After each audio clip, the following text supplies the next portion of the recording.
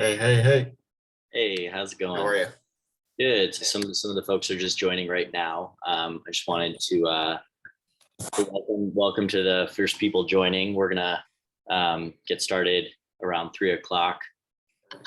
Uh, so yeah, welcome Aaron. Aaron is one of our panelists. For those of you who have joined early, um, we'll give everybody else a second to join.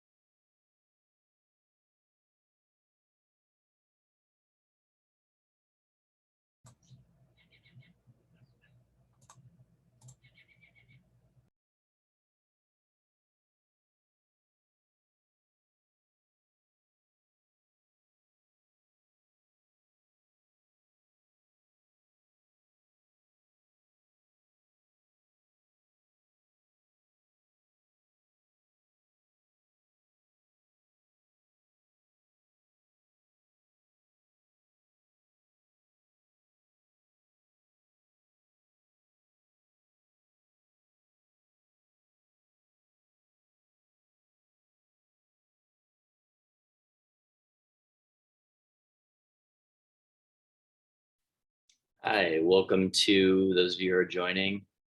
Diana, welcome. We looks like your computer is not turned on, but we can see you. Oh, there you go. Now we can see you. Hi, Jake. How are you? I'm good. How are you? Good, thank you. Good. Welcome, Julie. I got it. Hi. You got it. Hi, everybody's here. We're just waiting for some folks to join the webinar, but sit tight until 3 o'clock and we'll probably get started then. Thank you. You're welcome. Thank you for being here. Did they tell the panelists to get on early? Is that why we're all on? They did? Okay. Yeah. And then I think also the attendees are able to join right now too. We weren't able to start or welcome the panelists before the actual webinar started. So the webinar is starting and recording. So I suppose I can probably I'll pause the recording until we actually start. Great. Thank you for holding down the fort, Jake. Welcome, everybody. Welcome, Aaron, Diana, and Julie. We're so happy to have you here.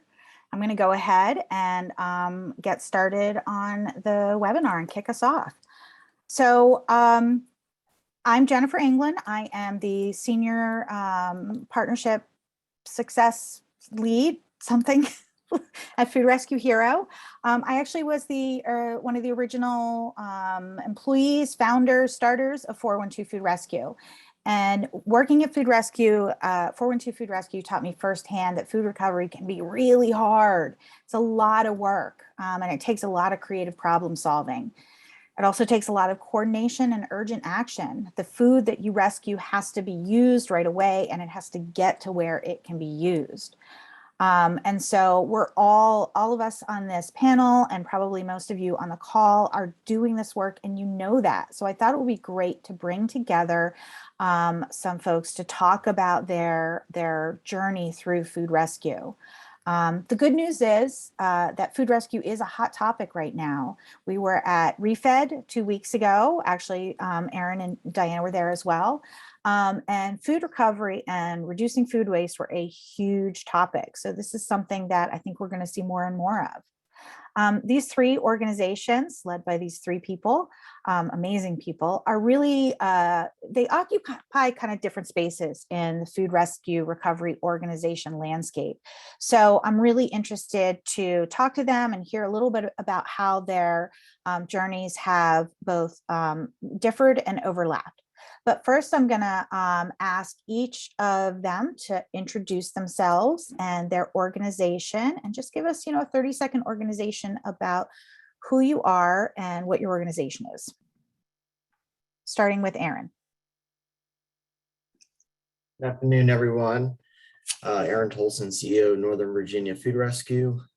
We've deployed the Food Rescue Hero technology, starting with one county in Northern Virginia, just outside of Washington, D.C., and are in the process of expanding to cover every county in Northern Virginia with the Food Rescue Hero technology. Great. Diana? Hi, everybody. Diana Lara. I'm the Executive Director of Food Finders. Have been with the organization for 15 years. Became the Executive Director in March of 2020, which is a wonderful time to join, to take over. We actually also kicked off our 412 app in March of 2020, and we just thought we'd move that month as well. So It was an it's been eventful month. quite a ride these last 2 years. So a little history about Food Finders. We just celebrated our 33rd birthday.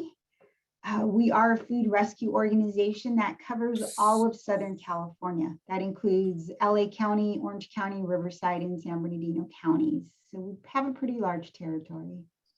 Awesome. Thank you. And Julie?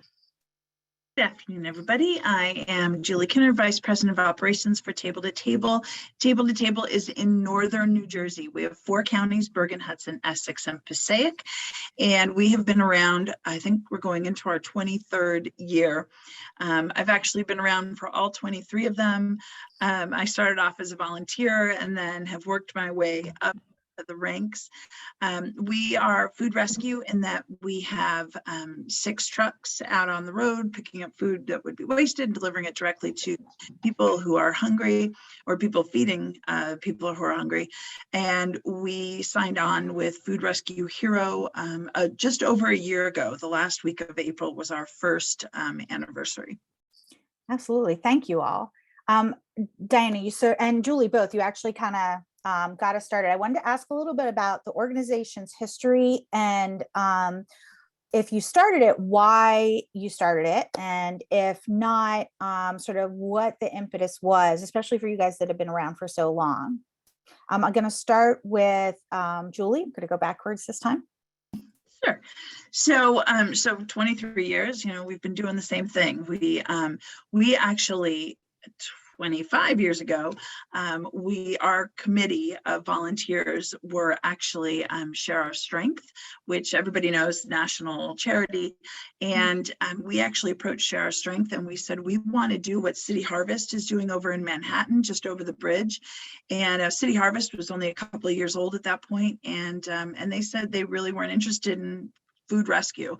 That wasn't what they did. And still not what they do, So we said, okay, we're leaving, and we approached City Harvest, and City Harvest said, we are not coming to Jersey. We have our hands full in Manhattan. So they gave us help. They're still like a big sister charity to us. And 23 years ago, we founded. I know after doing what we do, food rescue trucks, paid drivers for the last 21 years, 22 years first. We were always looking for a way to involve volunteers. Up until we had Food Rescue Hero, our volunteers could work events. Not very fulfilling, fun night, cool to see people bidding crazy amounts on weird vacations and stuff, but not fulfilling. They never really understood what we did. And I can only tell so many stories in a day. So with Food Rescue Hero, we have really been able to engage a huge amount of volunteers, and even the ones who haven't actually done a rescue yet, they are so excited about the app and so excited to do it. Moving into Food Rescue Hero was just a no-brainer for us. And in fact, we started with one county a year ago, and just as of May 1st, we expanded into our other 3 counties. So we're in all 4 of our counties now. Diana, history of the organization, why it started 30 years ago. So the organization was founded by Arlene Mercer, who in driving to work saw a man eating out of a trash can and decided that there had to be a better way to get food to people in need. Opened up her garage and started dialing for donors. And that's really how the organization started. When I joined 15 years ago, it was her, myself, and a part-time accounting person, and that was it. We had a couple of drivers, one truck or two trucks, and some volunteers, a handful of volunteers. And we've since she has retired, she retired about 10 years ago, and we can just continue to grow the organization to where it is now. We are strictly a food rescue organization, although we do have another program called our Food for Kids program, which distributes bags of food, actually almost 800 bags of food every Friday to Long Beach School District, both high school as well as elementary. And we just kicked off a food hub, which is a refrigerated shipping container that's located in Long Beach on the west side, which is considered a food desert. And what we're doing is we are filling this container with perishable food items so that our nonprofits on the west side who don't have refrigeration have access to perishable items when they do their distribution. And that's available Monday through Saturday. Awesome. Erin, tell me a little bit about your founding of NOVA, or Prince William County Food Rescue at that time. Yeah, at the time, right. Yeah, Prince William Food Rescue back in the day. So I have a very diverse history. I'm an Air Force veteran. I've been involved in other nonprofits, for-profits, cybersecurity companies, all kinds of stuff. Involved locally through Chamber of Commerce. And I wish I could say I remember the moment when I knew that this is what I was going to do, but I don't. But I do remember coming across the disconnect between at the time, 40% of food we waste while 1 in 6 go hungry, and that something needed to be done there. That led me to kind of looking around the world. It's a global problem. What are folks doing in different countries? What are we doing in the United States? What models exist? What technologies exist? And so I spent some time doing some due diligence. I have a computer science degree, so programming, database development. I knew I wanted to leverage technology, but it needed to be intuitive for folks to use, and really wasn't finding what I was looking for until a Facebook post from a former teacher friend of mine who had moved to Pittsburgh posted that they had just done a rescue with 412 Food Rescue with their 2-year-old in the back seat, and how easy it was. I was like, that's exactly what I've been looking for. So that led me to then download the app and dig into the data and what had been done in Pittsburgh in just a couple of years, and was blown away. And I thought that this is what we should be doing in my county. There's no reason we shouldn't be doing this. And so that began this journey that we're on today. And that was in 2018. One thing that really strikes me about all of your stories, and I think is really interesting, is every organization has sort of those moments where they can either continue doing things exactly as they are, or they can branch off into a new project, or they can sort of invest in hyper growth. And all of you have been really ambitious and just grown these really tremendous organizations, or in the process of growing sort of aggressively. And I just wanted you to talk a little bit about, like, what made you decide to do that? What made you decide, or your organization decide, to just continue to expand? And I'm going to start with Diana, because, you know, I didn't know that 15 years ago you only had, I think you said, 3 employees and 1 truck, and you guys are so big now. Like, what was it that pushed you guys to make that leap to grow? It's just a continued need. I mean, food is something everybody should have access to. And there's just an incredible amount of food waste, and it's just a need. You know, people need to eat. So we've continued to, increase our donor base. We've continued to add new agencies. For example, this year we've already added 28 new agencies. So it's just trying to make sure that people have that basic need. It's, at this point, with all the new legislation we'll talk about later, people whose doors we've been knocking on for years, years, are now calling us saying, I have your card. Can we start something? So, it's just a right thing to do. And we've continued to just help where we can, how we can, and grow the organization. Fantastic. Erin. Oh, you're mixing it up on us. I am. I'm sorry. Just, give everybody a chance. That's good. Yeah, for me, I kind of had this idea that if it worked in the county I lived in, Prince William County, then it was something that was needed in surrounding counties, and eventually we would expand. I just thought it was going to take 5 years. And then a pandemic happened and that kind of changed everything. So, I mean, really it was initially in response to, like I said, the disconnect between food waste and hunger, and that we've got to do better. Just as a local community, we need to be able to do better. And then that changed into, we can help our local county government respond to COVID. Let's do that. Like, let's leverage what we've started and do more because we can.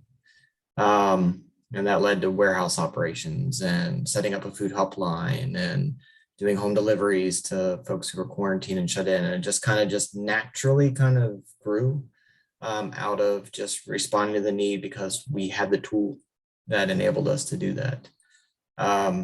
That also sped up the timeline because we quickly realized that surrounding counties also needed the technology and the model that we had. And so we wanted to more quickly get that out there in order to respond to current need and what's happening. So, I mean, that's been, the journey for us is just kind of that natural response to need and having what we needed in order to do it. Awesome. Julie, you already touched a little bit on this, but I want to come back to it because it's so interesting to me is why you decided to go from being a truck only rescue to a volunteer rescue. And if you could just elaborate a little bit on that sort of decision point, pivot point for you guys. Yeah, absolutely. So, I touched on the volunteer aspect of it. And, like I said, it's fun to go to an event, but you're not really getting it out there. You're not really touching and understanding exactly what it is that goes on. And, both Diana and Erin spoke about the need, and the need is so great. We've been around for 23 years, and yet every day I get a phone call from someone looking for food. And that just stuns me.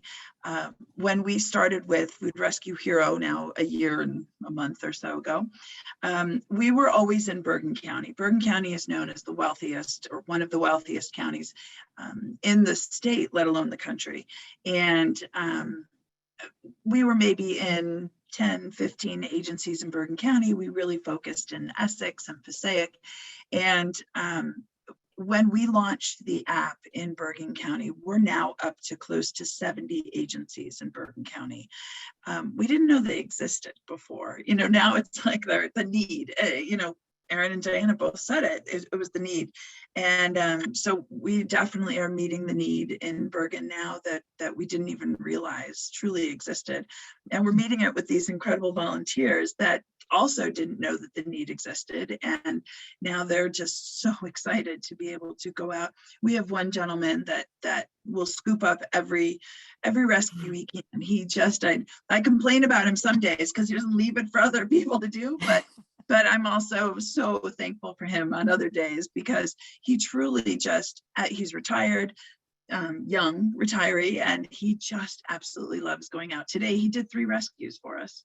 So we're, the volunteer aspect of it and the need, that was truly what drew us to build the program and to expand into the other 3 counties now. Yeah, we all have those super volunteers, don't we, that just want to do everything. We have one volunteer who had over 700 rescues one year. That's more than one a day, every day for the year. They're incredible. I think we all love our volunteers. Okay, so now I have questions that are specific for each organization that I think really highlights something really interesting about your place in the food rescue landscape. And I'm going to start with, actually start with Julie. I've lost track of the order that I was trying to go in, but this is the order that are on my piece of paper. So Julie's first. Sounds good. Julie, you recently had a disaster last year where Hurricane Ida came through northern New Jersey. Mhm. And I want you to share that story because I think a lot of folks are first going to understand like the just existential angst you must have felt as an organization and the impact it had, but also just the incredible resiliency you showed in recovering from that. Okay, so thank you, Jen. Yes, so it was the few days before Labor Day weekend last September, and Hurricane Ida hit. And this is not the first time we've been hit by a hurricane.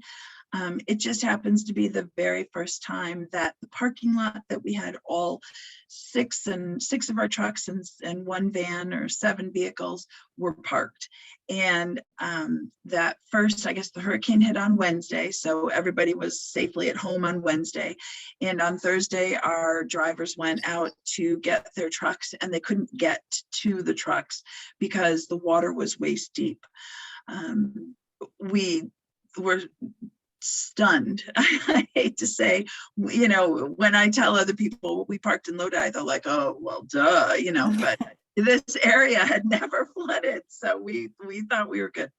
Anyway, live and learn. So, so we did lose all 7 of our trucks that day. The thing that kept us, it was insane. And these are not small box trucks. These are trucks that 26 foot. I mean, they are serious trucks. And the water at some point was above the seats. And I'm a big girl. I still have to climb up to get into the trucks. So this was total devastation. What kept us going was the fact that we used the app. We quickly turned around. It was that morning. I remember talking to the drivers, talking to our executive director, talking to the operations person at the time, and just quickly pivoting and looking at all of our rescues that the trucks had scheduled for that day and putting them on the app. And some of the places we had a couple of people pick up because, you know, they're used to putting the food on a truck. So they're used to giving them a pallet or 2 pallets of food. So we had a couple of people pick up from those same places. We have learned, one, not to park in that parking lot anymore. We've learned, but the fact that we were able to turn around so quickly, and when we put it out on social media and we made the call to our regular volunteers, but then just in general, when we made the call out, the amount of people that understood what we were going through and turned around and just offered to help, it was amazing. It was utterly incredible. But because we had that app, it was such an easy turnaround, and still thankful for it. Many of those stores are still on the app, whether it's just the weekends, or we've realized that some are just better on the app. And we are still in rental trucks, by the way, because it's impossible to find trucks, refrigerated trucks specifically. I just got an email today from our salesperson, and we probably won't see our new trucks until next spring, which is just insane. So make sure you're parking in good places is my only advice. Watch your parking. I can't imagine when one of our trucks goes down for the day, we are, you know, in a tizzy. To lose all of your trucks in one go, and the fact that you guys really came together as a staff and as a volunteer base to say that, you know, we're still going to rescue food. It gives me chills. It's an amazing story. Yeah, it didn't matter. It didn't matter what was happening to us or our trucks. There were still hungry people out there, and many of those people were also underwater. So we still had to get the food out no matter what. And thankfully we were able to. Slowly we gained rental trucks back, and slowly we were able to then pull it all together. But it was a slow process, and it just because of the way the world is right now with, you know, fewer parts, fewer people, fewer trucks, whatever. But we were able to pull it all together. So that's amazing. Thank you. Erin, I want to talk to you specifically about the fact that you have such a diversity of areas that you cover. So a question we get a lot is, how do you do food rescue in a rural area? And so you really have a diversity of landscapes, if you will, in your Yeah. in your coverage area. So how do you handle that? Yeah. So for those who may not be familiar, we're south and a little west of Washington, D.C. So the closer you get into D.C., the more compact it is. And the farther you get out, it starts to open up farmlands. And very large, long counties. So we've had to be a little creative in how we've implemented the technology. But as we're expanding and kind of moving into different counties and setting up programs in each county is very different. When we started here in Prince William County, there was really no infrastructure. The local food bank had a couple stores with a couple partners in Prince William County, and that was really it. So, we were able to kind of do a lot in a short period of time here in Prince William County because there was such a need. But we realized during the pandemic that there was a need to be able to capture bulk food and get that out. And so, that obviously has an impact on how you do business, as opposed to just doing rescues from a grocery store directly. And in Prince William County, we could keep things within a couple miles of a store to a distribution point. Our warehouse at the time was centrally located in the county, so that also helped volunteers coming to the middle of the county and then going back out again. Was helpful.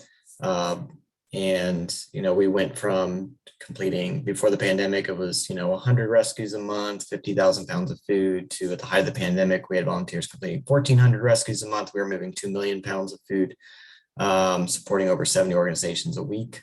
So that central location was very helpful.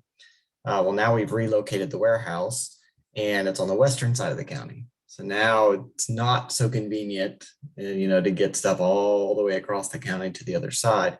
So we've had to play around a little bit with setting up hubs. So we're like pre-positioning food and then pushing it from the hubs actually back out to those organizations in order to make sure the volunteers have shorter distances to drive.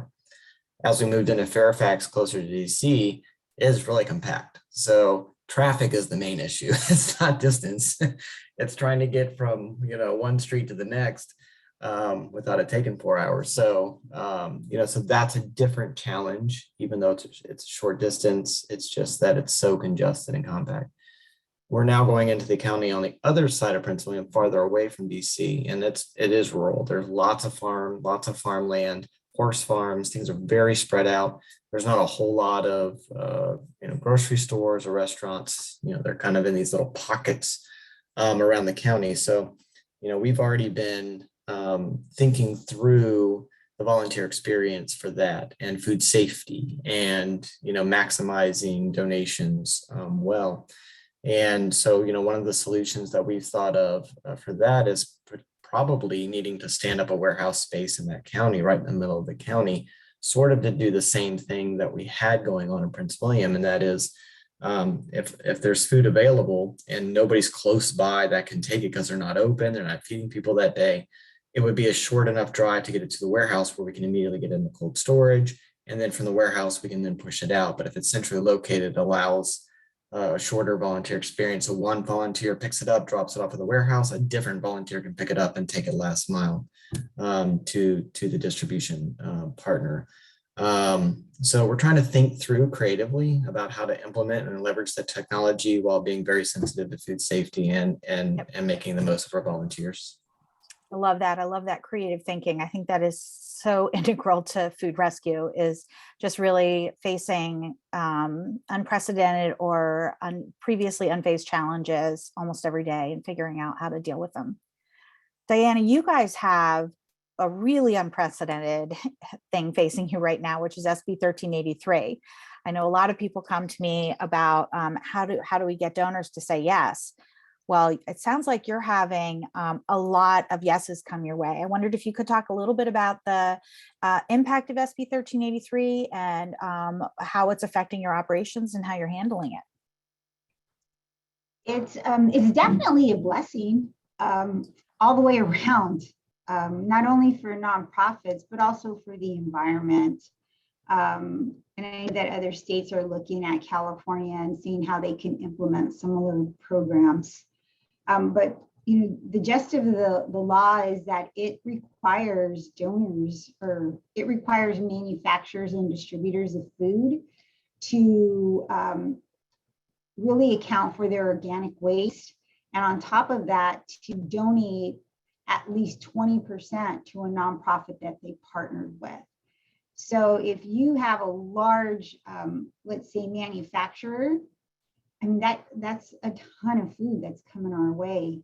Like I mentioned earlier, there's been some stores that we've been knocking on doors going back to 5 years. And these are more ethnic type stores. But I just heard Tuesday in our staff meeting that one of those stores finally called us and said, how do I roll out my 33 stores? And I mean, you're talking all 4 counties. It's not just, one county. And for us in LA County, the tip of LA County is 2 hours away. So it takes a lot of coordination, and we don't have warehouses. Erin, I'd love to talk to you about your hubs. It is all picked up same day and delivered same day.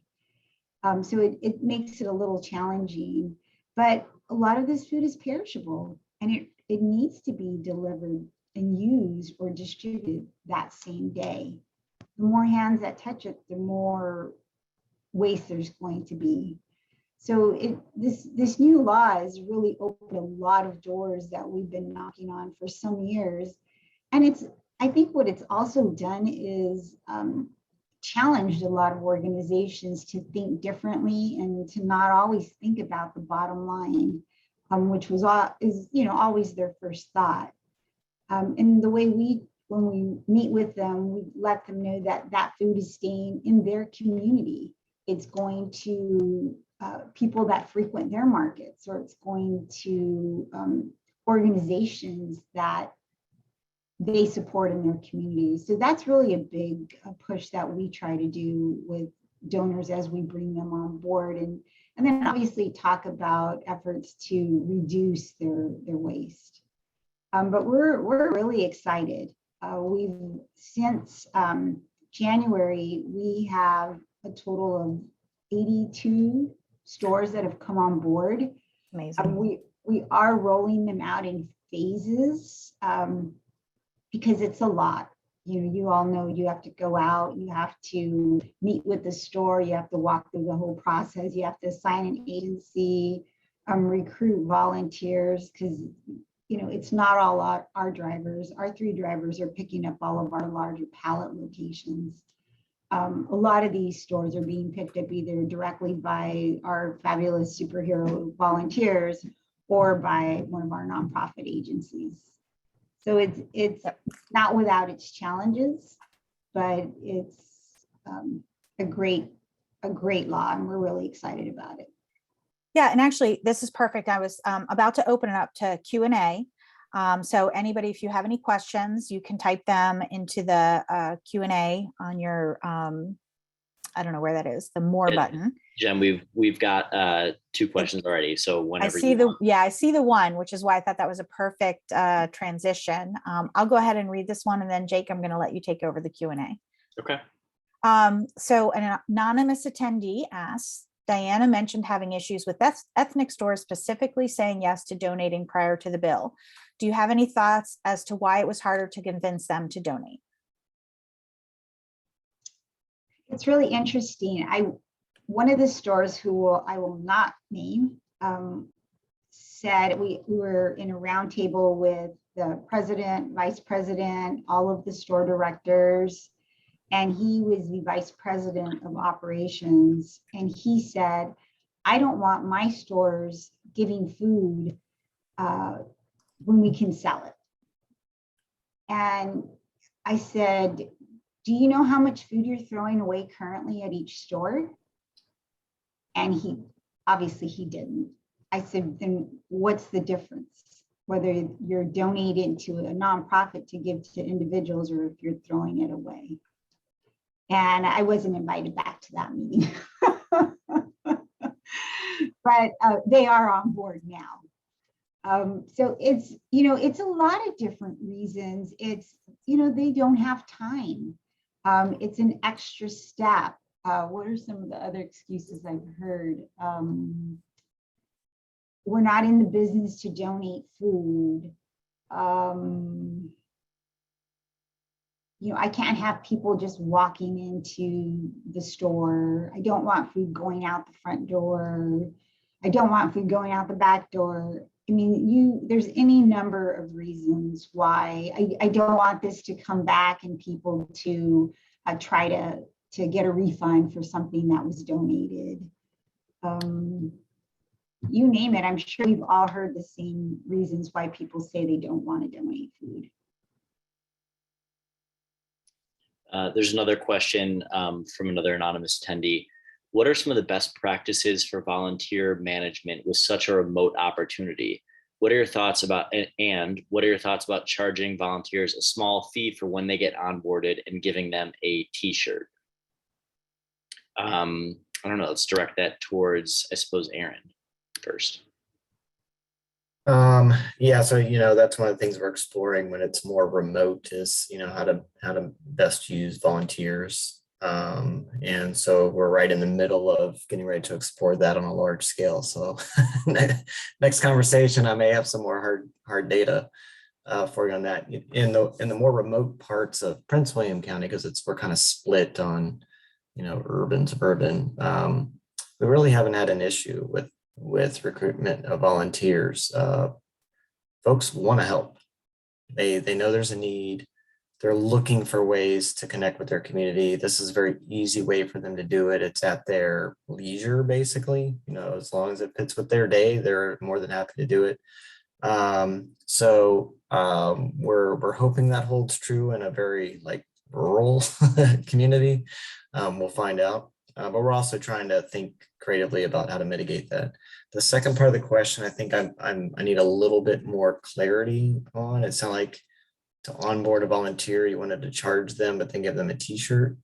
Was I understanding that correctly? Yeah. I'll ask it in. What are your thoughts about charging volunteers a small fee when they get onboarded and giving them a t-shirt? I have never thought to charge my volunteers. I've thought plenty about charging our donors for providing them a free service to move their food for them so they don't have to throw it away, but nothing with their volunteers. Thanks, Aaron. We've got Barbara Bronstein raised their hand, so I'm going to allow Barbara to talk. Go ahead if you are able to.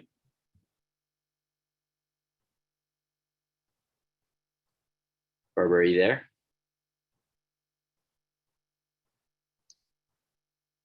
Okay, I'm gonna disable talking for you, move on, and if you want to put your question into the Q&A section, that'd be great. We've got a question from Julia Ho. Have any of you had experience with paying or stipending volunteers via gas cards or by actually paying an hourly wage? We are considering a model to pay folks, especially when there's an urgent need, because we want to offer those resources to community members who can't always volunteer for free. Do any of you, Julie, do you have thoughts on that, or do any of you jump in? Yeah, so we've had paid drivers since the very beginning to do the the big pickups. Well, actually, I shouldn't even say that. In the very beginning, they were picking up 10 old things from Starbucks and a 50-pound bag or 10-pound bag of beans from Chipotle. So our drivers were picking up all of those little things. So we did and do still have paid drivers. I don't think we would ever consider charging or paying our volunteers, because a volunteer is a volunteer. However, we do like incentives, like monthly rewards, like our volunteer of the month, or we try to keep them active in that way. I know this doesn't completely answer the question, but we wouldn't. I think a volunteer is a volunteer, and if you're looking for a part-time employee, that's what that person is. At some point, we will probably be looking for a part-timer to help with the app. But right now, volunteer is a volunteer. Wonderful, thanks. Yeah, I'll jump in real quick. When the gas prices started to skyrocket here recently, we were concerned about the impact that was going to have on our volunteers. And we, as a team, we were doing some brainstorming to see, like, can we work with our Wawas and Sheets that we pick up from regularly, and we've got good relationships, to get some gas cards where if a volunteer completes a certain number of rescues over the course of the month, they would qualify to get a gas card. So, if they're doing one rescue, no, but if you're doing like 20 over the course of the month, hey, we want to say thank you and offset some of your. The problem is working with corporate Sheets or Wawa. When you finally get up to that level, they're like, well, we don't care, even though it would technically drive business to their gas station. So it kind of got dead in its tracks, but we did actually try to explore that recently. Just to add on before I answer the next question, I think the biggest incentive is just the goodwill that volunteers feel from doing these rescues. They want to be involved in their communities and give back. So they get quite a lot of value from that. Monica from Extra Food asked, what are some of your greatest challenges in the work you do and how have you overcome them? We should probably let all of you answer that, but let's start with Diana. So I think for us, is when we write grants, they love the program. Everybody loves what we do, and they want to support the program, but they don't want to pay for general operating. So if I can't pay my rent, right? If I can't pay my gas for my trucks, I can't pick up food. So that's always, like a scratch your head kind of thing.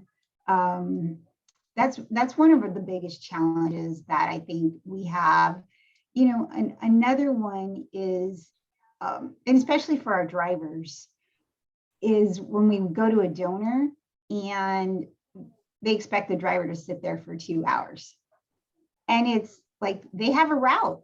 You're just one of the stops. So that usually will prompt a call into, hey, my guy's been there for 45 minutes. Can we get him loaded, or I'm going to have to reschedule you for tomorrow? So that's one of the other issues that we have as well. Yeah. I want to let one other of the panelists answer that before we move on to some other questions. So Aaron or Julie, do you have specific thoughts about that, or greatest challenges and how you've overcome it? I do, but I can defer to Julie. Wonderful. Diana hit it right on those grants. Oh my gosh, seriously, we cannot come up with another program. We are doing what we do and we are doing a damn good job of it. Leave us alone. Just let us do what we do. But yes, one of the big things that we see out here is that we are not under the Feeding America umbrella. And we get told often by the big companies, by the big grocery stores, that because we're not Feeding America, they have a contract with Feeding America, and so we're not able to pick up from them.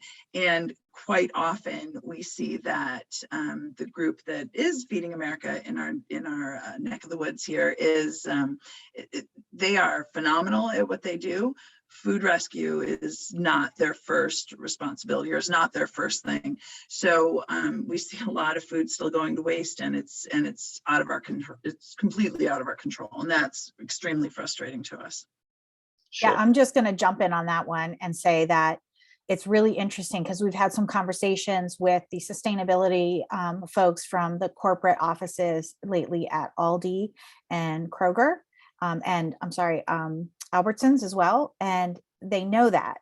And I think SB 1383 has the capacity, or has the potential, to actually change this dynamic, because I think we can expect that the current way that donations are allocated is probably not going to work if SB 1383 is enforced.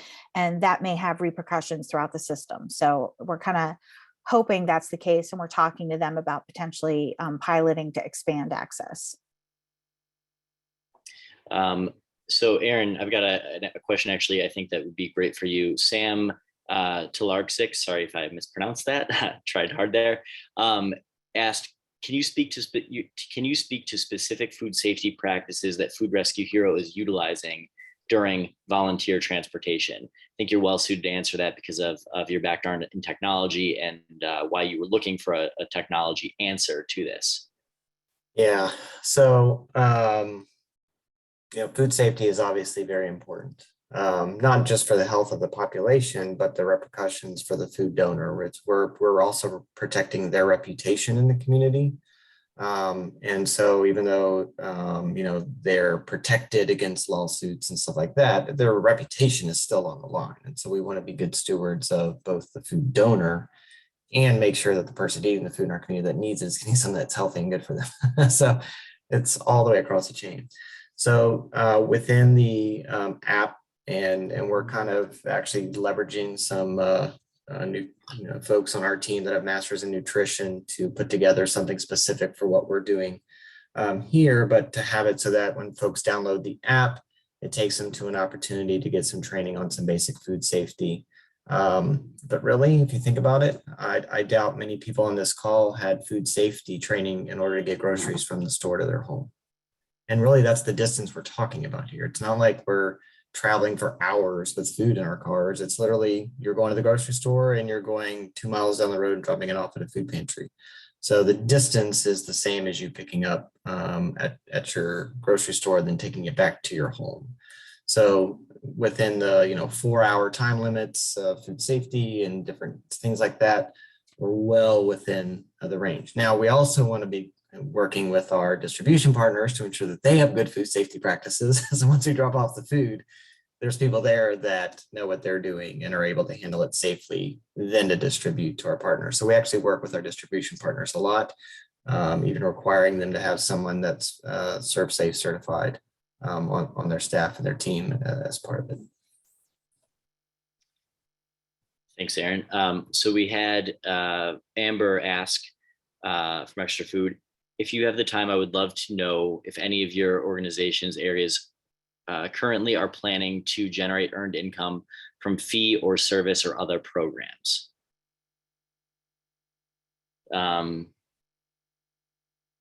Jen, I don't know, you or I may be well suited to answer that. I know that that's something that we've certainly thought of. Aaron, you mentioned it briefly about thinking about charging donors. So yeah, I'll open that question up again to Aaron, Jen, Julie, or Diana. If you have thoughts about that, please jump in.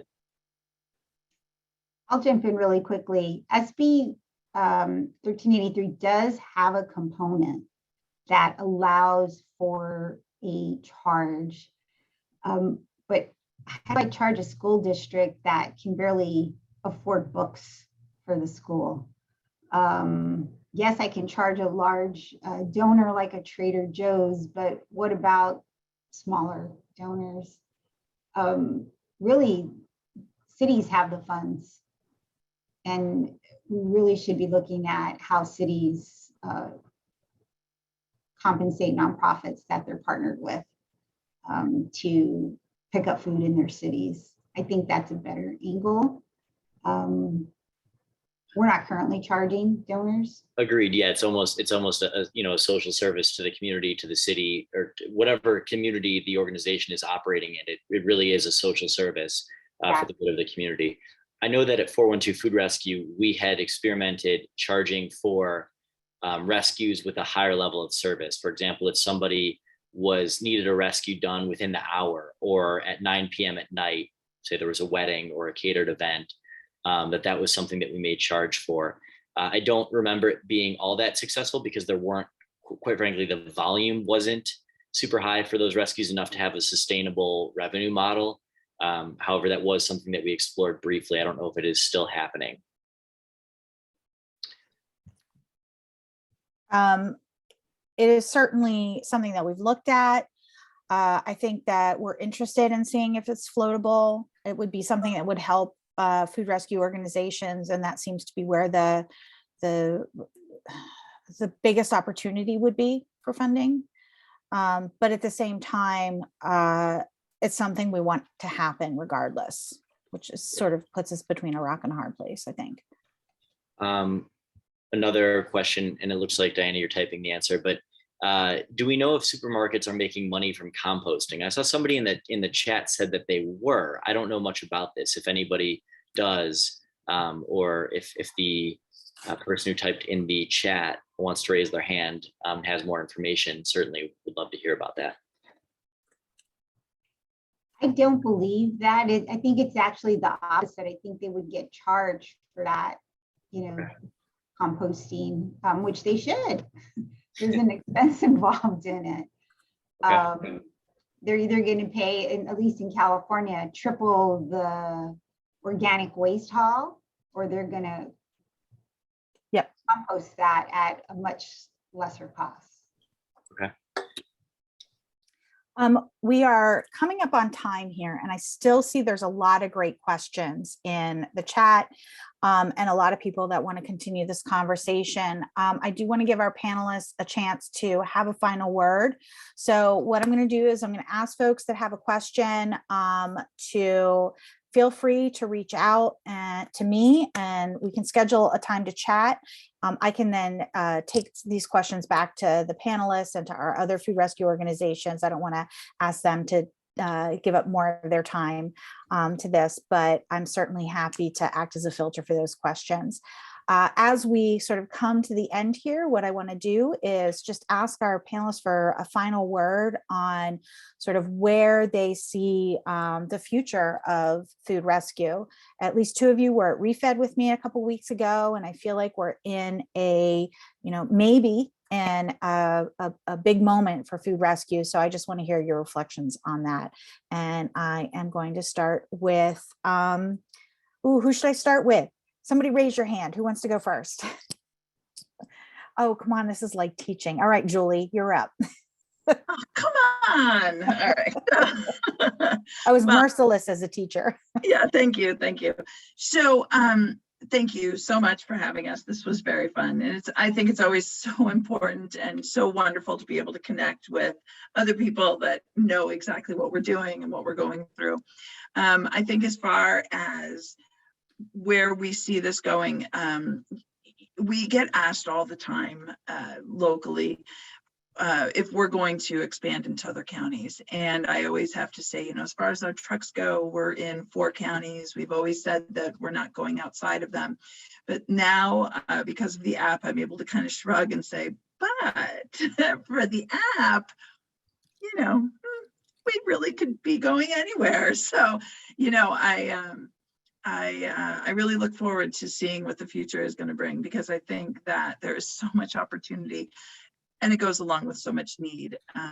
So we're certainly willing to push ourselves as far as we can. Go next.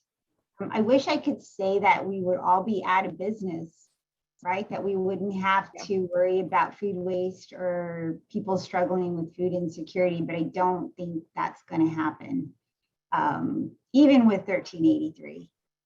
But I do think what we need to do is us non-Feeding America organizations really work on some shared technology so that maybe some of our smaller partner agencies that have opportunities of larger donations but don't know where to turn to, that they have a place or a platform where rescues can be shared and it's not a competitive environment. That's where I would like to see this food rescue go.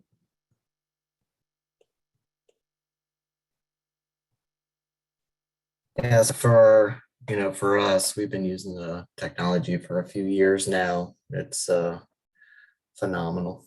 And 412 behind the scenes has really helped us expand and grow and transition from just doing one county to individual counties within one app. So I don't appreciate whoever it is that's promoting carrot right now, because that's just inappropriate.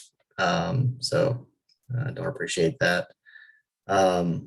We have a vision here in Northern Virginia to have a regional approach to food rescue so that all of Northern Virginia will be connected under one app where we can aggregate data and know in real time where food insecurity is across our entire region. On the flip side, we're very heavily involved in local agriculture.